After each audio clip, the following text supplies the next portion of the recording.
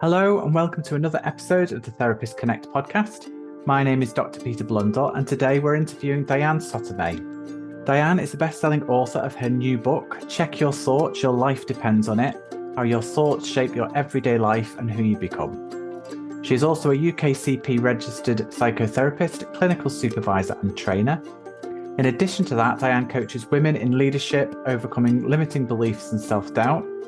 Her expertise in mental health and wellbeing extends beyond her one-to-one work, as she also delivers talks on various related topics and training to foster parents and social workers across the UK. Dianne is a visiting tutor at the TA East Institute for Psychotherapy and Counselling and currently resides in the tranquil countryside of Suffolk, England. If you enjoy this episode of the Therapist Connect podcast, please go to your favourite podcast platform and leave us a review. So, Dianne, thank you so much for coming on the Therapist Connect podcast. It's lovely to meet you and to chat a little bit about your life and your work. Hi, Peter. Good to finally meet you. Oh, Not yeah. physically, but yeah. You know, it's great to meet you too. And it was so nice for you to reach out. Oh, and I'm grateful for you having me on. So we're both grateful. Absolutely. Absolutely. I'm sure all our listeners will love hearing your story and hearing a bit more about you. So yeah, it'll be really exciting. Could you tell our listeners, how did you come to be a therapist in the first place? What drew you into this profession? Yeah, so I never ever thought about wanting to become a therapist. It wasn't something that was part of my career plan. But I worked with traumatized children for 14 years as a foster parent. And whilst I was working with them, I realized that a lot of the behaviors that they were exhibiting were quite extreme. And I quickly came to the conclusion that my traditional parenting and how I understood the everyday parenting was not going to be enough. I needed a little bit more. And so realizing that, plus also seeing the limits that their behaviors were placing on them, made me become very curious in wanting to understand trauma and the role that it plays in the lives of others, especially young children. So that was what led me into going to the Metanoia Institute to train to become a psychotherapist. And yeah, I stumbled into it, but I'm so grateful that I did. That's really interesting. So as well as a therapist, I'm also a social worker. So I've worked with kind of lots of foster carers in the past and kind of how much hard work it is and how much care that people put into doing that role. One of the things I was thinking about when you were talking then is actually how well, they do get training, but obviously how little training in terms of like mental health and understanding children's behavior and things like that. So that resonates with me, kind of you kind of doing the role and then kind of going, hold on, that maybe there's more knowledge or understanding that I need to be able to do this. Yes, because you're sort of trained on how to work with them therapeutically. But if you don't have a psychotherapeutic background, it's a lot to grasp, especially if you've had a childhood where, you know, that wasn't very therapeutic in that way. You were sort of told, you just did as you were told, and you didn't argue back, and so at least I was sort of expecting that what I was teaching, they would lap it up. So naive. They would just sort of, I don't know, I just had my own naive expectations of what I thought it was going to be, because I had lived quite a privileged lifestyle and lived in a bit of a bubble. So you just don't know what you don't know, but I knew I had a lot to offer, so it was a big awakening and a big shock. And I'm so grateful because each one of those children taught me so much and really made me understand so much more about life, so I was meant to be helping them, but I felt like they taught me so much. Oh, that's lovely. I was thinking when you were talking, it's like quite often we parent how we've been parented, yeah, Yes, because that's yes, that's just the kind of natural way, isn't it, to kind of think like that. And but when you're foster caring, obviously, children and young people come from so many different backgrounds and experiences that actually having that kind of therapy, that idea of therapeutic approach or different styles and ways of working with different children and young people is really important. And it's almost something that you can't, like you were saying there, you might have been taught it in a class, but yes. actually you really need to know it and understand it Exactly. and live Exactly. it to kind of That's learn it. that. Yeah. That's it. Because as you're being taught in the class, you're thinking, well, you don't know what it's like living with this child. Do you know how they push my button? And so I knew, because they trigger your own unmet needs, Yeah. and I knew I wanted to do a great job. And I knew in order to do that, I needed to find another way. And psychotherapy really helped me Yeah. in really understanding what was going on for them at a much deeper level Yeah.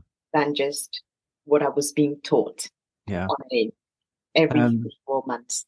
yeah. Can you tell us a little bit about your career so far then? How did that work out once you were trained and qualified? Yes. So I did, I was a foster parent for a long time, but then I also, um, I've been running my private practice side by side. Um, but then whilst I was working as a psychotherapist, I also became a trainer. So after I did my PTSDA, which is, I'm a TA psychotherapist. So PTSDA is another qualification that allows you to be able to train. And so after I did that, I decided to um, put trainings together for local authorities and for fostering organizations to really help them work therapeutically and understand the behaviors that a lot of the children were exhibiting, and just to know how to work with that. Because I felt like I didn't only have the knowledge, but I also had the experience. So working in that way was really useful for a lot of the foster parents because they felt understood. And so I still do that. And I also trained a bit at the Metanoia Institute and also work as a visiting tutor at the TA East Institute. So I do a lot of training, and recently I've become a best-selling author. Mm. so, and as a Congratulations. thank you. And I'm really excited about that.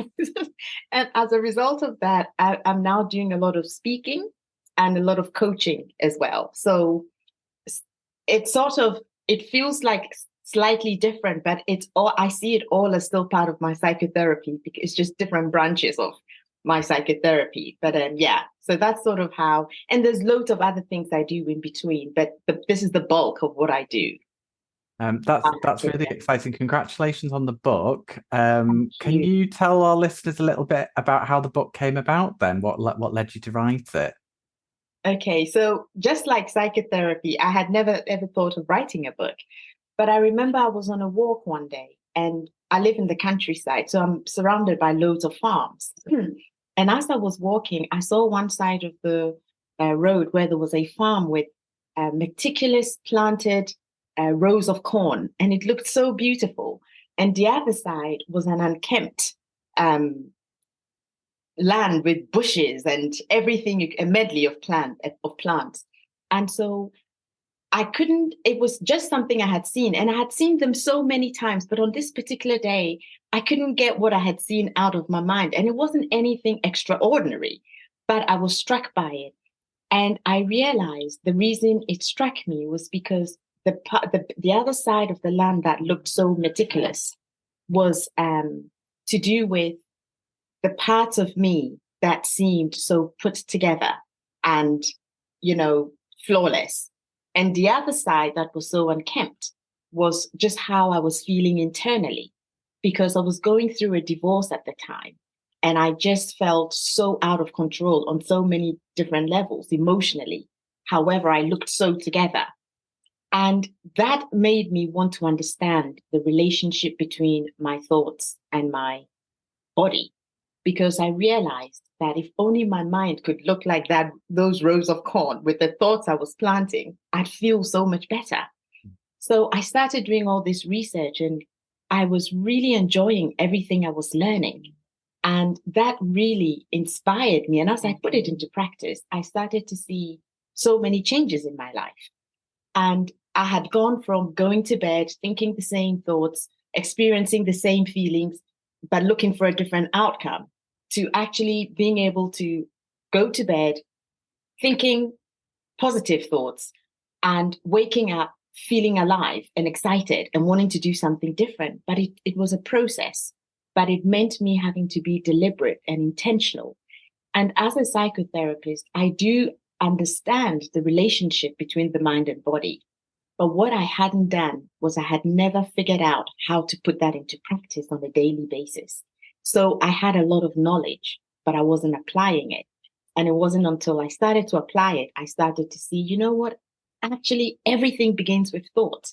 I know that, but it still didn't register.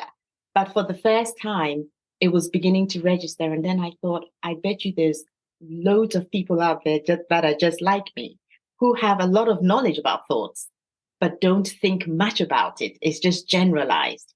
And at the same time, lots of clients were coming to me with similar problems that I was struggling with and that I had overcome. And I thought, you know what? I really want to put this in a book, because each time I'd share it with them, it was like a light bulb moment would go off. And I thought, I need to do this. So that was how the idea of the book came about. That's fantastic.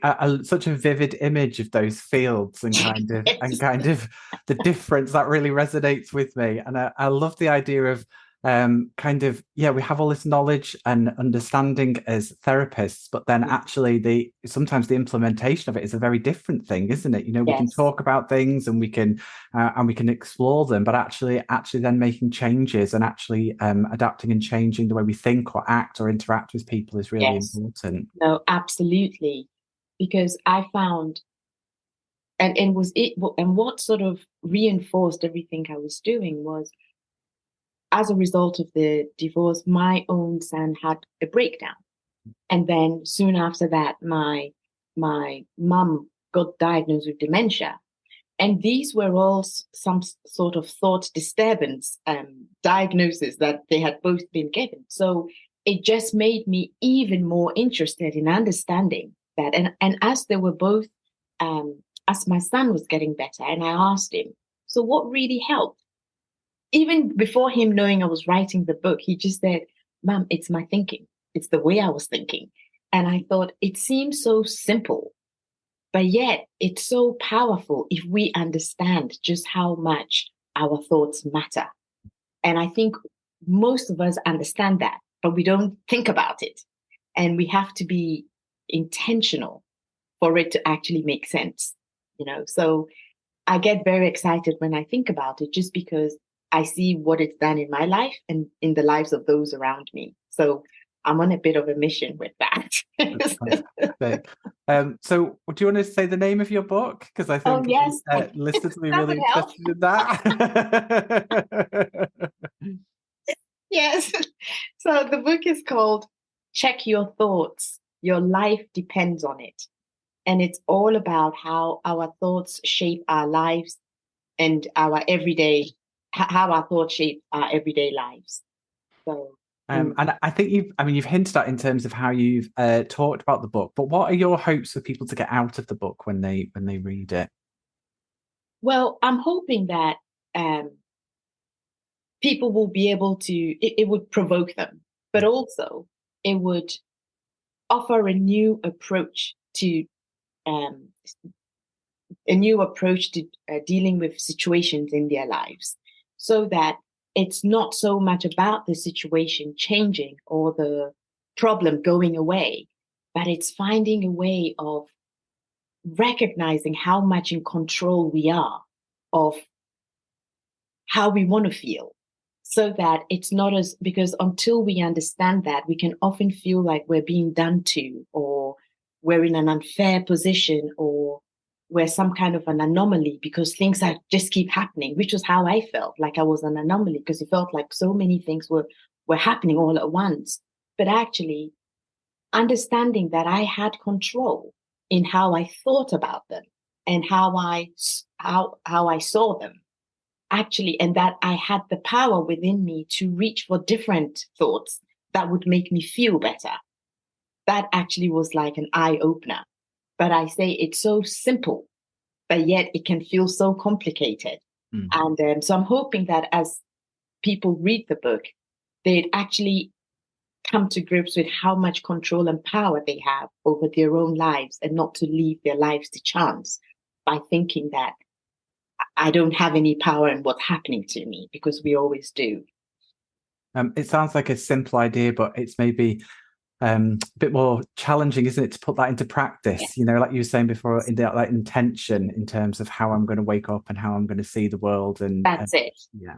That's it. So even in my on my website, which is diannesotomey.com, I have put together some meditative practice that helps, which is free for people to download, because I think one cannot implement these things without some kind of a daily practice. And so otherwise it can just be, oh, let me just fake it till I make it. That doesn't work. But it's about really cultivating some kind of daily practice that allows you to reflect, think about, make sense of, work through, and to really be intentional about how you want to see your day. What do you need to put in place? What is it going to take? So, yeah. So I put that together it's a 30-day challenge to help people really commit to thinking about what they think about. And I think that's really important there, what you were saying in terms of, it's no good, is it, if we just pretend everything's okay and we'll just pretend it's all great and then we'll move through that. And I think what you're talking about is actually spending some time mindfully thinking about your life, what you're putting out into the world, how you're receiving the world, and that type of thing. That's it. Yeah. Absolutely. Yes. Yeah. Brilliant. Fantastic. Well, it sounds exciting. I haven't read it yet, but I'm looking forward to reading it and seeing all the insights in there. So what comes next for you then? What is it that you have got coming up in the future? Are you writing another book? Well, I would like to at some point, but this has only just come out. So I think at the moment, I'm just on this mission to get to schools, to get to universities, because I do feel like a lot of schools don't teach children how to think, and I do feel there is a way that we can be taught to think that enables us to deal with the challenges that life throws at us, because those challenges will never stop coming. And if you're somebody like me who believe when bad things happen in life, it's because you've sinned or you've done something terrible, so God is having a go at you, or it just compounds the feelings, and I know I'm not the only one who has thought like that before. So having a way, an approach to thinking and dealing with situations that come up can be so freeing and so permission giving to and empowering to think, you know what, this is part of life. I am equipped. I am powerful. I can deal with these things that come at me. Yes, it is painful, but I also know I have the strength to overcome. Yes, it is challenging, but I also know I have wisdom. Do you know what I mean? It's looking at the opposite side of each coin, because if one side of the coin says, one side of the coin is not a full expression of the coin. It's the same. One side of a thought is not the full expression of the whole you. So if I feel down, then I also know I have the capability of feeling happy. If I feel useless, I also know I'm very useful. Do you see what I mean? So it's being able to tap into both. And if I can do that, then the side that feels negative doesn't overpower me, because I also know I have this other side too. So that's just an example of being able to think differently of what's happening and how we're feeling, and to reach for thoughts that actually match the other side of what feels negative, because it keeps us in balance, I think. It sounds like really valuing all the different parts of you. And I think what you were talking about Absolutely. before is maybe sometimes people's thinking only focuses on one aspect of the self or the Yes, situation. And actually, what your book's asking people to do is open that up a little bit and say, that's it. actually, there's maybe other things going on here that you haven't recognized yet. That's it. Mm, Yes, yes, yes. So, fantastic. mm, so yes, so that's really what I want to get across. So that's my mission, to elevate human consciousness one thought at a time. Now it sounds so big. I mean, it does sound so big, but one thought at a time, I think, is lovely, Exactly. and that takes it back to the real that idea of a daily practice is that That's maybe it. we can't focus on everything that's going on in our life at the moment, or maybe we can think about this one thought that we have at That's this it. moment in time. That's it. Yeah. That's it. So I'm very excited. I think, there's so much we talk about in this podcast a lot, obviously, about the values of therapy, and all of that kind of thing. But it's nice to hear spreading the knowledge and understanding through different forms of ways of learning, and kind of books like yours are really important, to kind of add to that yeah, system of knowledge that we've got out there about ways we can live our lives differently. I believe so. I believe so. Because even as a psychotherapist, as much as I am the biggest advocate for therapy and be someone who's been in therapy for quite a while, I still feel like sometimes just finding other ways of supporting yourself is so necessary, because a lot of what I learned, I knew it, but somehow I had to step outside of my therapeutic space to go and find it, because I don't know if I would have found it in the same way in which I got it from somewhere else, because I had to go and do my own research on it. And therapy was a safe base that enabled me to go and do that. So it was like my safe space so I could go and explore while still feeling grounded and held in my therapeutic space, to just go and find me in some, while still finding me within my therapy, if you know what I mean. Yeah. Mm. It reminds me of when I was training, and before I'd gone into the counselling training, I'd read lots of different self-help books and things like that. And there was certain ones that really resonated with me. And I Yeah. remember starting my training and being like, oh, this amazing book. And some people kind of going, oh, I'm not really into that book. And I was like kind of devastated. I was like, what do you mean? This is like amazing. It's changed my life. I'm thinking about Yes, things differently. But for them, it was a completely different exactly. other book, or podcast or film or whatever it was Yes, that had really, really resonated with them. And I think that was eye-opening to me in terms of like the different things that different people get. And that's it. also, like you were saying, in therapy, yes, we can process things there, but we can't go through every single book, that the therapist has That's ever it. read or whatever due to be, some things we have to come to on our own. Exactly. Yeah. Exactly. Exactly. So again, I see that as taking control of your life and thinking, what do you need? Mm. What do you want? Because each time we ask ourselves, what do we want? It forces us to think differently. Mm. Because often when you ask people what they want, they tell you what they don't want. I don't know if you've also noticed that, but when you say, so what would you want? They go, I know what I don't want. Which is a good starting point, but it's not what you want. Exactly. Because what we don't want is what we will always focus on if that's all we think about. Yeah. Yeah. As opposed to what we want. Because the more we think about what we want, it keeps us focused on what we want. Yeah. Yeah. So, yeah. Fantastic. Do you know what, Dianne? I could speak to you all morning. It's been absolutely lovely. And thank you so much for being a guest on the Therapist Connect podcast. We wish you all the best and You. success, more success with your new book. So thank you very Thank much. you. It's been such a pleasure being on the show or on the podcast with you, Peter. Like you, I could also talk forever. we, So we thank must we must do it again. Thank you very Yes, much. that would be lovely. Thank you. Bye. Yeah, thanks a lot. Bye bye. If you enjoyed this episode of the Therapist Connect podcast, please go to your favorite podcast platform and leave us a review.